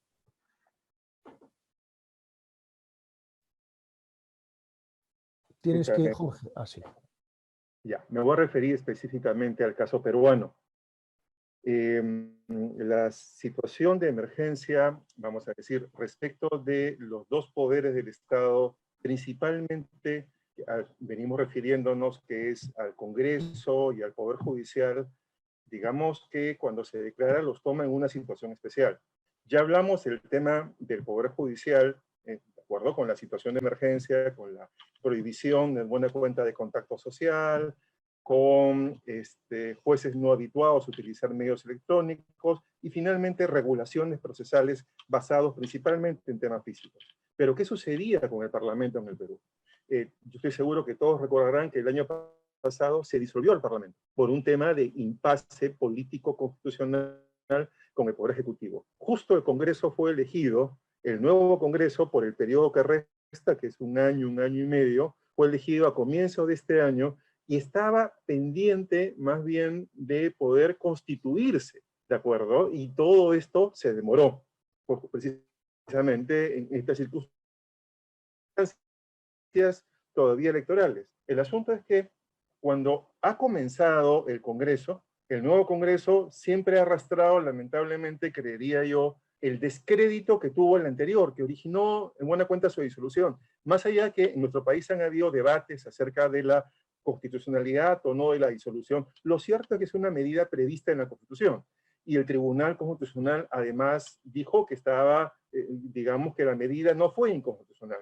¿Qué ha sucedido con el Congreso de Repúblicas entonces? Cuando anunció el nuevo Congreso, ya durante el periodo de aislamiento social obligatorio que se iba a reunir, hubo una gran presión de la prensa, una gran presión social para indicarles no pueden incumplir. ¿De acuerdo? Por tanto, la primera reunión fue más bien para acordar poder sesionar comisiones y parlamento por vía digital. Desde entonces se ha cuestionado 9 parlamentarios contagiados con coronavirus y se dice que se debe a esa primera reunión del Parlamento.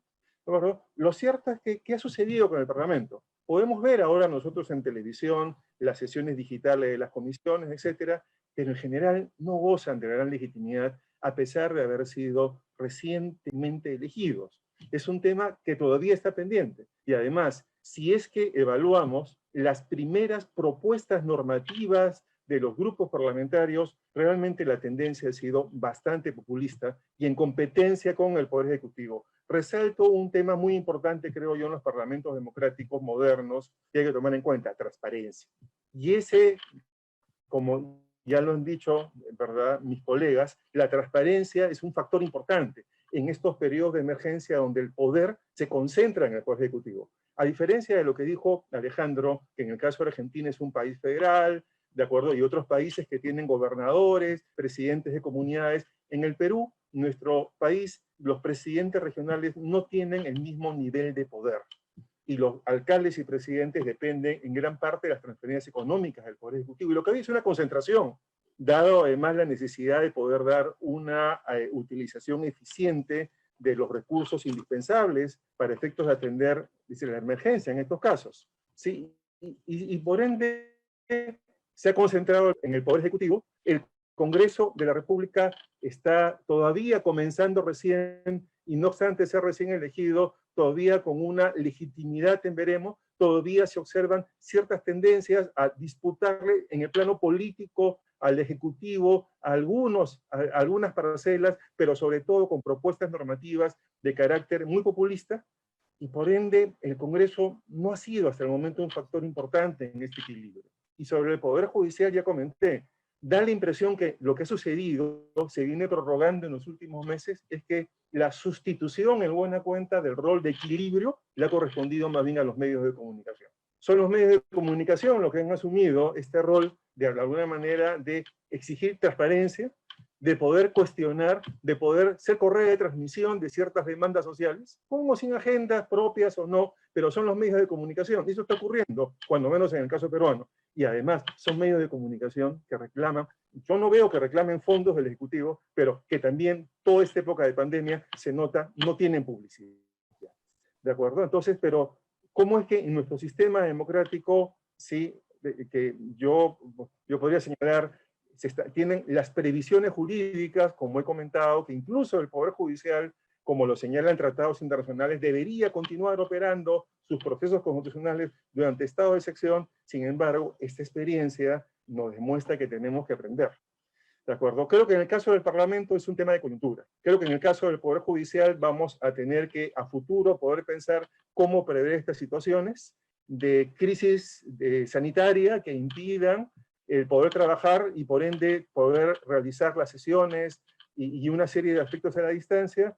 Y, en tercer lugar, potenciar simplemente la transparencia y los mecanismos de control social que todos conocemos. Ese es todo, Jaime. Muchas gracias. Muchas gracias, Jorge, por tu intervención. Profesor Luis Ferney. Muchas gracias, profesor. Quisiera, básicamente, me hago 3 preguntas. Aquí le hice una pregunta en relación inicialmente con la presentación del profesor Felipe Rotondo, que en Uruguay la situación extraordinaria se está, digamos así, resolviendo con atribuciones ordinarias. Eso me puso a pensar. Pero qué bueno que el profesor Alan Bruber ha hecho una buena síntesis de la potestad normativa, porque dice él, en efecto, refiriéndose a la intervención mía, que la potestad normativa se puede ejercer, evidentemente, con atribuciones ordinarias o con atribuciones extraordinarias, en el cual, en estas situaciones de como circunstancias extraordinarias. Y qué bueno que esa síntesis, porque esa es una pregunta. ¿Realmente podemos enfrentar estas situaciones extraordinarias con atribuciones ordinarias? Esa es una buena pregunta. Hubo una muy buena respuesta del profesor Alan, y yo pienso que en algunos casos como Uruguay, pues creo que así lo han hecho con atribuciones ordinarias, pero en el caso colombiano, pues nos tocó, evidentemente, usar las atribuciones extraordinarias para confrontar la crisis.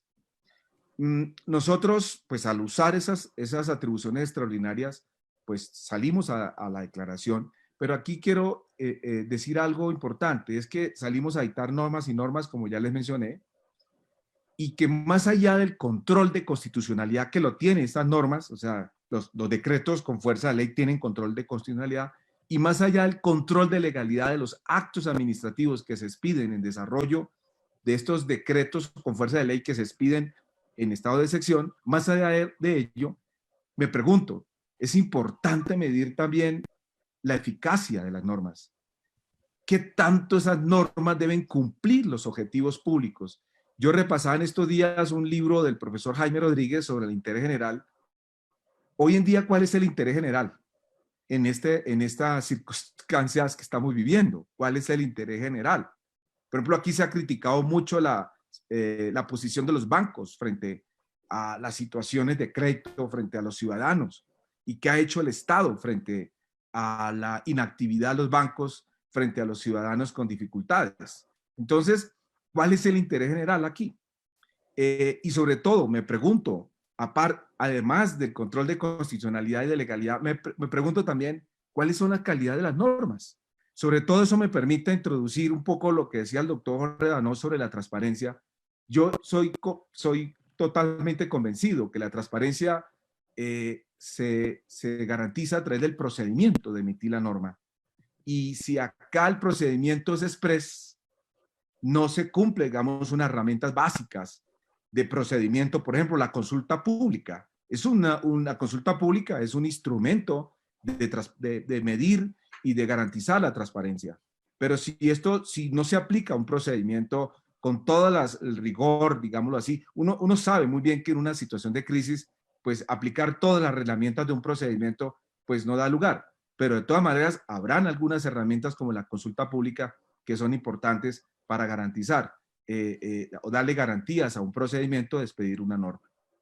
El profesor Pérez Walde hablaba del control político en Argentina. Me llamó la atención porque estuve pensando y estuve revisando en ese tanto la norma colombiana sobre el control político, y me llamó la atención que además del control político, que se vuelve es un debate, la Constitución colombiana le da facultades al Congreso durante el año siguiente a la declaratoria de emergencia, podrá derogar o podrá modificar o adicionar los decretos que fueron expedidos con fuerza de ley. Eso pues les da eso en cierta forma pues es algo que en mi concepto favorece al Estado de Derecho, porque en un determinado momento el Congreso de la República mantiene su capacidad no solamente de hacer debates de control político, sino incluso, como lo está en la Constitución nuestra, de derogar o modificar o adicionar los decretos con fuerza de ley.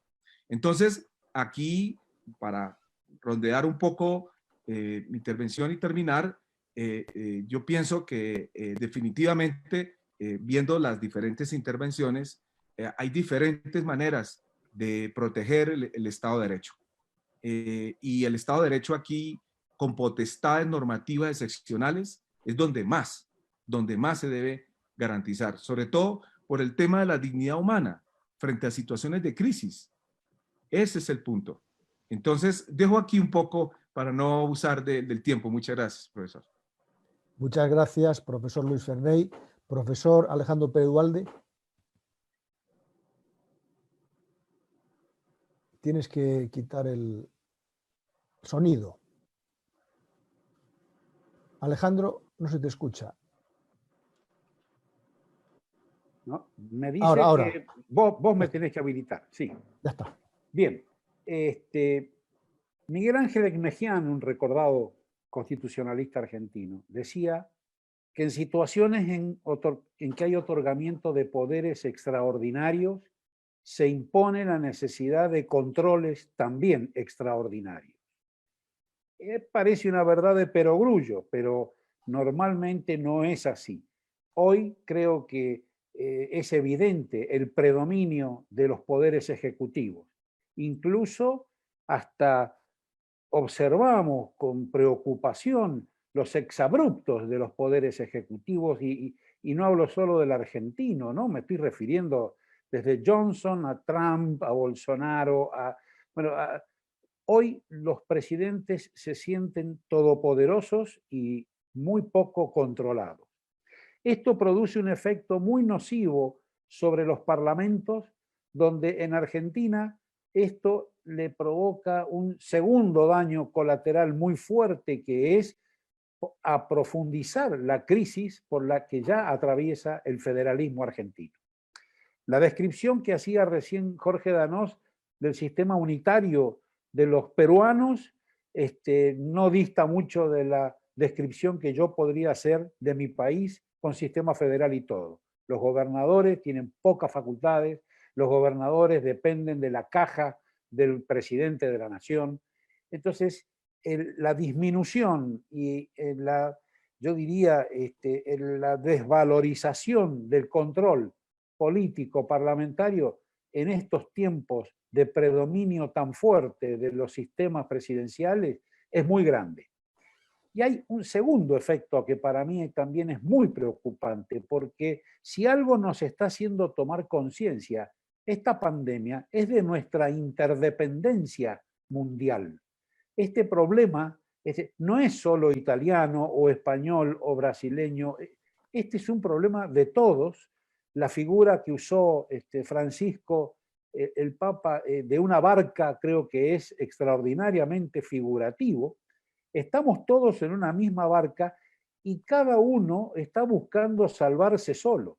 Esto pareciera, vemos incluso hasta en mi propio país, cierres de fronteras de provincias que se han atribuido el cierre de frontera internacional. O sea, creo que esta conciencia que debería llevarnos a un fortalecimiento de la necesidad de respuestas globales frente a los problemas globales, esta globalización que exige respuestas del mismo calibre, como la que estamos tratando de elaborar frente a la pandemia como problema global, no está dando todavía los resultados que necesitamos que dé.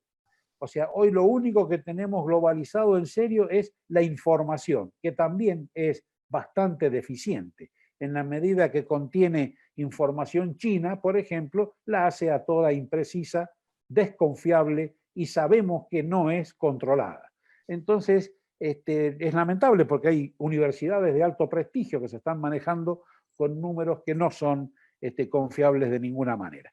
De ahí entonces que también perjudica en el plano internacional este excesivo protagonismo de los poderes ejecutivos.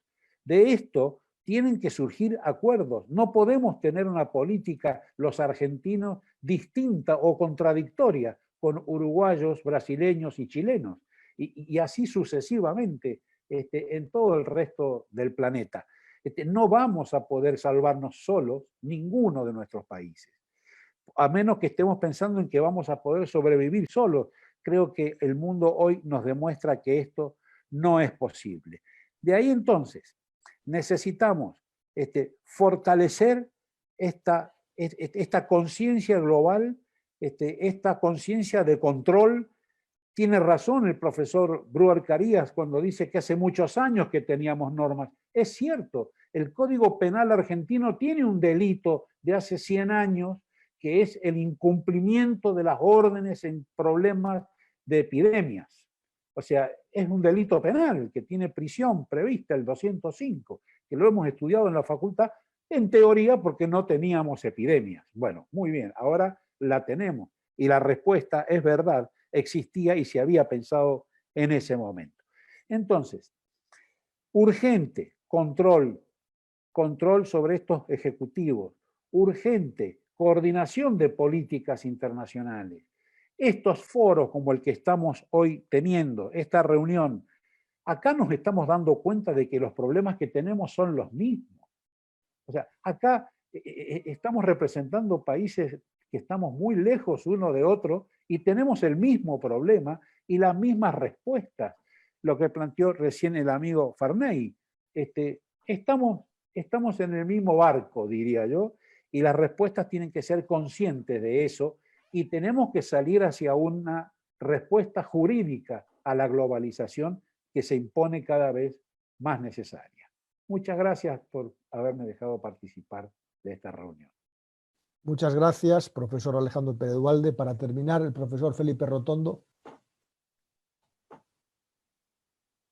Voy a referirme a un aspecto específico dentro del tema vinculado a las libertades, que es la incidencia de las tecnologías en esta materia. Porque las tecnologías son una herramienta fundamental, las tecnologías de información y de conocimiento, y que también son, como estaba diciendo recién Alejandro, superan fronteras. No hay fronteras para los flujos de datos que hoy día son los más importantes. El tema lo voy a tomar entonces vinculado a la privacidad y a la protección de datos personales como uno de los derechos que creo que vale la pena tenerlo en cuenta. Las tecnologías son herramientas, las podemos usar como toda herramienta para bien o para mal. El problema está en que, yo diría frente a lo que acaba de decir Alejandro recién, que lo sentía como que no se... Hago una breve referencia a lo que él dijo, lo comprendo porque yo creo que hay una situación de miedo, no sé si es la palabra mejor de la gente, y a veces en el miedo salen cosas buenas y salen cosas malas, en una reacción que quizás es cerrarse, que quizás hay que cerrarse, pero no significa aislarse para otras cosas, que es ayudar al otro de la manera que puede. Pero yendo al tema que les quería señalar, es que hoy día hay aplicaciones de todo tipo. El tema es cómo lo usan. Aplicaciones que permiten ubicar personas, que permiten avisar a quienes estuvieron en contacto con alguien enfermo qué medidas tiene que tomar, con datos de GPS, de celulares, o calentamiento, tomarle la temperatura de lejos a la persona. Lo estamos viendo ahora acá en el Uruguay, a la gente que llega en el aeropuerto, que llegaba de vuelos solidarios, por supuesto, pero de todas maneras. O el reconocimiento facial que se pudiera hacer de posibles infractores a esa cuarentena, o que no usaron los tapabocas. Entonces, acá que está en juego la privacidad, está en juego el derecho a la protección de datos personales, que supone que son personas identificadas o identificables, porque no siempre está identificada, pero puede serlo. ¿Y quién están en juego? Los datos de salud.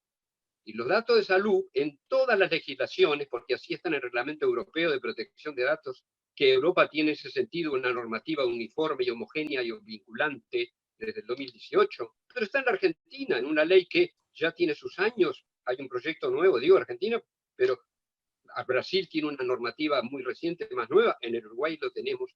Son datos que exigen una protección reforzada, así lo establece la ley, y que en principio la base de datos, de esos datos sensibles, entre otros los de salud, no son legítimas. Entonces, ¿por qué me importa este tema? Aparte de que tengo cierta relación con él, porque hay principios que, aunque se refieren a este tema, los podemos generalizar para cualquier conducta del Estado. Por ejemplo, veracidad y, no voy a tomar todos los principios, sino los más relevantes para esto. Veracidad y finalidad.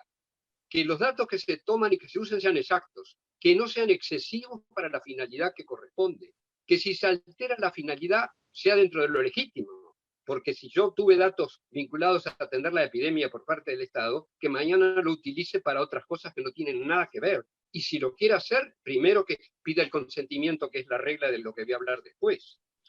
Que además, si ya no se necesitan más los datos que se obtuvieron legítimamente, que se eliminen. O sea, tiene que haber una proporcionalidad cuantitativamente en este tema.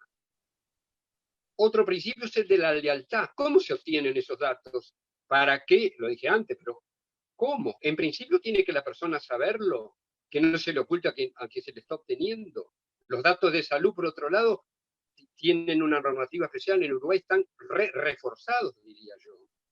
¿Para qué se usan? ¿A quién se comunican? Medidas de seguridad, porque a veces los estados se apuran y no cuidan las cosas y mañana lo que se obtuvo para atender una enfermedad lo resultan teniendo para otros efectos, incluso comerciales o cosas por el estilo. La confidencialidad, que no se difundan incorrectamente los datos, que no salgan quienes están enfermos, los pacientes en cualquier lado, por internet, que a veces acá se han sabido algunos. En Uruguay hasta el día de ayer habían fallecido 16 personas. Hay 600 y tantos enfermos, muchos de ellos ya, no voy a entrar en los números que los tengo acá al lado, pero no vale la pena. De todas maneras, la cuestión es que han salido a la prensa algunos nombres, pero eran nombres que lo pusieron o familiares o personas vinculados porque era del presidente de un club de básquetbol o una persona muy querida, que yo lo conocí, el primero que falleció, que fue integrante de la Corte Electoral, etcétera. Pero no es la regla, no pueden salir sin que lo sepan los familiares y porque se le ocurra a quien sea, primero que nada el Estado. Pero el tema que me importa más es el consentimiento. El consentimiento en esta materia es la regla, estoy hablando en general, consentimiento que tiene que ser previo, informado y expreso. Incluso para los datos sensibles, en el Uruguay tiene que ser escrito. Escrito no quiere decir que tenga que ser a mano, etcétera, pero tiene que obtenerse, podrá ser por un método tecnológico. Pero la propia normativa, y lo dice el reglamento europeo, porque en este sentido, frente a lo que decía Alejandro, yo subrayo, nosotros hemos seguido. En el Uruguay se dictó una ley modificativa que entró a regir el año pasado, pero la Argentina también lo tiene, y aunque no lo salió el proyecto nuevo, todavía por lo menos, que hay excepciones al consentimiento previo, pero hay que cuidarse. ¿Y qué se establece? Se establece que tiene que ser para ejercicio de funciones propias del Estado y específicamente para razones sanitarias de emergencia, preservando, agregaría yo, en la medida de lo posible, la disociación, o sea, que se disocie del titular. Nuestra ley agrega cuando ello sea pertinente. Esa frase es terrible en normas de derecho. ¿Cuándo es pertinente y cuándo no es pertinente? Pero siempre que se entienda que se puede asociar, tiene que regir todos los otros principios que hablé antes. Finalidad, razonabilidad, proporcionalidad, que se supriman si corresponde. O sea que se podrán asociar si son absolutamente necesarios y respetando los otros principios. Y para terminar voy a leer una frase de un colega, amigo, abogado, que me él es medio filósofo más que de derecho, y escribió sobre el miedo, y parecía casi que Alejandro lo hubiera escuchado, de lo que decía recién. Y cita a una investigadora de la Universidad de Oxford que dice así: además de controlar la pandemia, tenemos que pensar en el mundo que quedará después de la tormenta, el que estamos construyendo con cada decisión.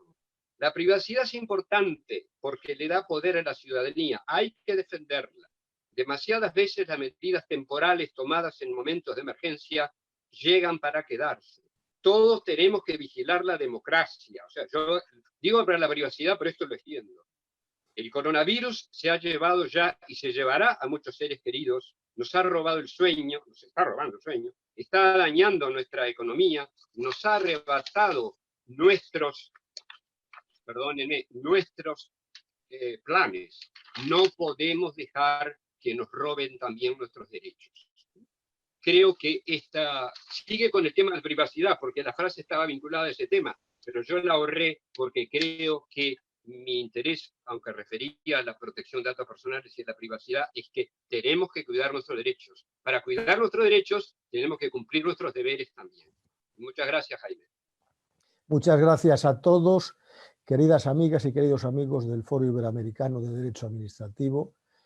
En nombre de todos agradecemos las brillantes intervenciones de todos los colegas esta tarde, esta mañana, profesor Javier Barnés, profesor Alan Brewer, profesor Jorge Danós, profesor Luis Ferney, profesor Alejandro Pérez Dualde, profesor Felipe Rotondo.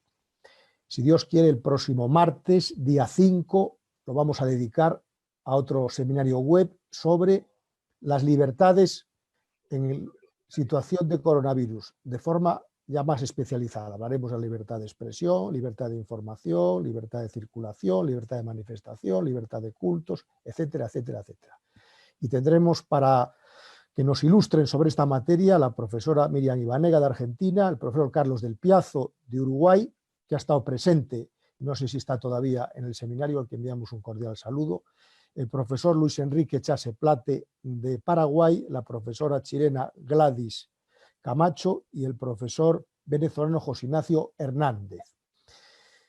Creo que hoy ha quedado muy claro que el Estado de Derecho debe brillar con luz propia en una situación como la que atravesamos de tendencia a la concentración del poder. Creo que es importante que el control judicial cumpla su papel, que el control parlamentario cumpla su papel, que se produzca una efectiva separación de los poderes y seguramente en este momento en que nos encontramos, en el cual la libertad está en juego, debemos recordar que la dignidad del ser humano es de tal calibre, también jurídico, que se yergue y se levanta todopoderoso y omnipotente frente a los embates del poder por eliminarla. Y hoy en día el compromiso democrático de los ciudadanos y el alto temple cívico de los ciudadanos hará posible que atravesemos de la mejor forma este tiempo y que podamos, cuando ya lo hayamos dejado, volver a darnos cuenta de lo importante que es el Estado de Derecho, de lo importante que es la normalidad y de lo importante que es la democracia. Muchas gracias a todos y les esperamos el día 5 de mayo, martes, a esta misma hora. Muchas gracias.